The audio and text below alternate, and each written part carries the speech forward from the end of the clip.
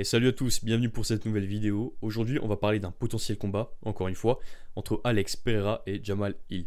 Ce potentiel combat, il fait suite à l'UFC 283 qui a eu lieu ce week-end à l'heure où je tourne cette vidéo. Donc une fois que le combat était fini, une fois que les combattants ont serré la main au coin adverse, on a vu Alex Pereira lancer un regard noir à Jamal Hill et on sentait l'envie de Pereira, donc du champion des poids moyens, de venger son coéquipier.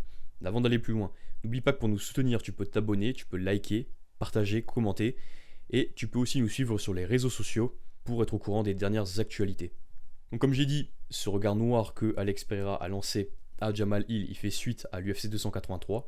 L'UFC 283 qui se faisait pour la ceinture des poids lourds légers, puisque Jiri Prochazka, blessé, a dû laisser tomber sa ceinture. Et c'est donc tout naturellement qu'il y a eu un combat entre Jamal Hill et Glover Teixeira. Il y avait eu un autre combat qui devait se faire pour la ceinture, qui s'est terminé sur un match nul entre Ankalaev et Blachowicz. Donc là, on a le champion qui est Jamal Hill, maintenant, qui a battu Glover Teixeira dans un combat intéressant. Pour ceux qui sont intéressés, je vous mets le lien de notre vidéo résumant l'UFC 283 en commentaire. Vous pourrez aller voir pour avoir une meilleure analyse du main event. Et donc voilà, et donc on a vu un Alex Pereira qui semblait se projeter dans un combat contre Jamal Hill. Moi, ça m'intéresserait beaucoup. Ça m'intéresserait beaucoup parce qu'on aurait quand même une belle histoire là, puisque Teixeira et Pereira sont dans le même camp. Et le champion des poids moyens pourrait très bien avoir envie de venger son coéquipier qui lui est parti à la retraite. Puisque Glover Teixeira, c'était son dernier combat. Il a annoncé qu'il déposait les gants, qu'il partait à la retraite. Après une si belle carrière, je pense que c'est bien mérité. Il y en a peu qui ont fait ce qu'il a fait. Il a 43 ans. Ça fait un petit moment qu'il est quand même dans les sports de combat, qu'il est dans le MMA. Et voilà, il ne démérite pas, il nous a fait une belle performance malgré le fait que Jamal Hill était un petit peu dominant. Il a quand même fait une belle performance, il a montré qu'il avait le cœur d'un guerrier. Et donc voilà, une retraite bien méritée. Ce qui me fait dire aussi que le combat pourrait avoir lieu, c'est que déjà Pereira, en fait, il est très lourd pour les middle. On l'a vu en photo à côté de light heavyweight, on voit qu'il est quand même très lourd. Il est grand, il est massif, hein, lorsqu'il fait pas de cutting, il est massif. Dans ses camps d'entraînement, il est incroyable. Il a un très bon physique, et en plus, on sait que l'UFC adore les doubles champions. On peut penser à Henry Cejudo, qui a été projeté par l'UFC, Amanda Nunes, Daniel Cormier, Conor McGregor. Voilà, tout cela ont été des doubles champions, et l'UFC a adoré les doubles champions. Pourquoi ? Eh bien parce que derrière, lorsqu'on fait un événement pour une des deux ceintures qui est en jeu, donc par exemple, si on prend, imaginons que Volkanovski batte Islam Makhachev, s'il y a un combat en poids léger ou en featherweight, dans tous les cas, on aurait un gros pay-per-view. Pour l'UFC, c'est quelque chose de marketing, de stratégique d'un point de vue financier.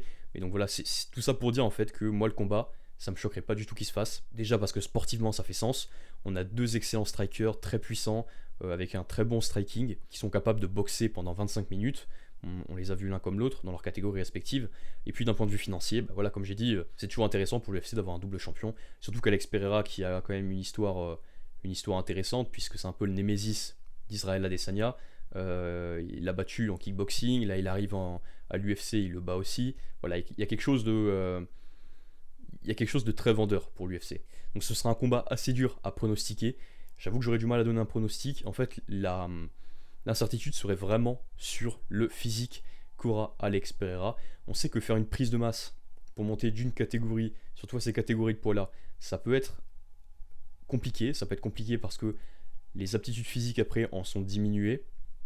Si un combattant prend trop de poids, il est possible qu'il ait du mal après à combattre comme il combat lorsque il est dans sa catégorie d'origine. Mais comme j'ai dit, Alex Pereira étant un très gros middleweight, pour moi en fait il pourrait arriver avec une très bonne shape, enfin très en forme. Il pourrait arriver avec vraiment un physique sans souci. Et je pense qu'il pourrait rivaliser avec Jamal Hill sur 25 minutes. Mais voilà, il y a quand même des incertitudes parce qu'au niveau du cardio, on a déjà vu Alex Pereira contre Israël Adesanya sur 5 rounds, ça a été un petit peu compliqué. On a vu qu'il y a eu une baisse de régime à partir du 3e round lorsqu'il commençait à se faire grappler un petit peu par Israël Adesanya. On a vu qu'il y avait une baisse de régime, qu'il avait de plus en plus de mal à tenir le rythme du combat. Et il s'avère que Jamal Hill, lui, on l'a vu en même temps défendre des takedowns, on l'a vu être amené un petit peu au sol. Il a réussi à se relever, il me semble que c'était dans le round 5. Il arrive à retourner Glover Teixeira alors qu'on est à la fin du combat. Donc il nous a prouvé que lui, en striking ou en grappling, il a le cardio pour faire un 25 minutes. Alex Pereira, c'est quand même un petit peu plus compliqué, même s'il a réussi à finir Adesanya dans le dernier round. Donc je pense que ça va être la plus grande incertitude.